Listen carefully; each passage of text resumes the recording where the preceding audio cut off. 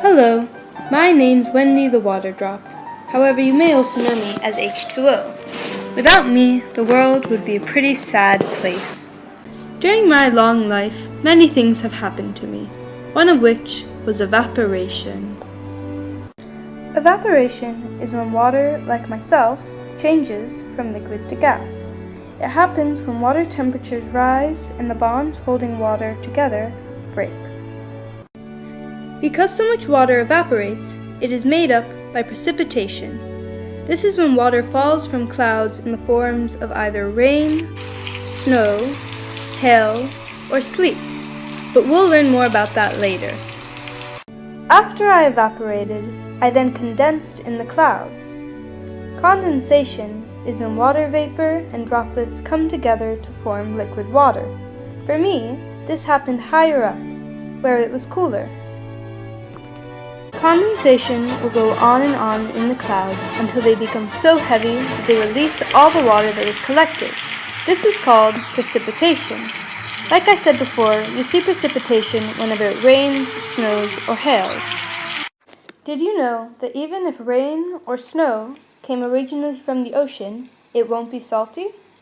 This is because the water evaporates, but the salt does not. Now that you know the three basic parts of the water cycle, evaporation, condensation, and last but not least, precipitation, let me tell you about some other adventures in my life. When I fell from a cloud, I was actually snow.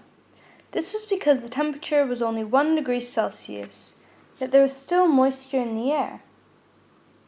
I stayed on the mountaintop for a few days, but then the temperature started to rise to about 35 degrees Celsius, which was too hot for me, so I started melting. When this happens, it's called snow melt runoff, as a lot of snow melts into water and generally runs downhill.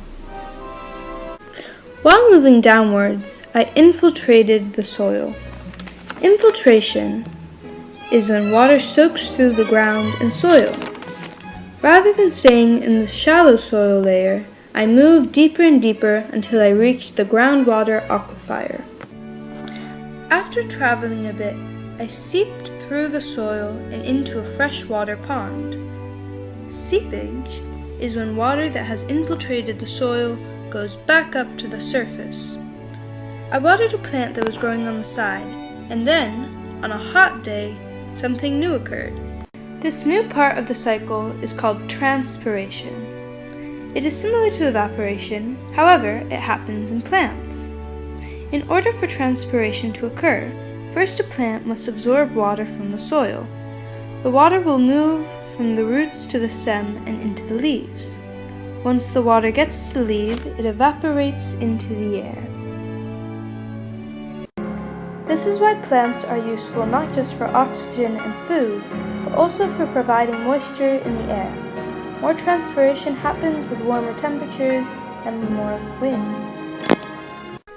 After I evaporated, I rose higher and higher into the troposphere, until like before, I condensed with my other water droplet buddies, and after moving a while in a very friendly cloud named Julia, I fell to the surface again. This time, rather than landing in the frosty mountaintop, I landed on soft soil. Then something similar to a snow melt runoff happened. It's called a surface runoff. It's like a snow melt runoff, however instead of melted snow, it's rain or river water that is traveling. During this process, I rolled downhill until I eventually reached a river. This river brought me right back to the ocean. Right now, you just learned about evaporation, condensation, precipitation, snowmelt and surface runoff, infiltration and seepage, and last but not least, transpiration. However, there are many more. Here's a map to show you all the parts of the water cycle.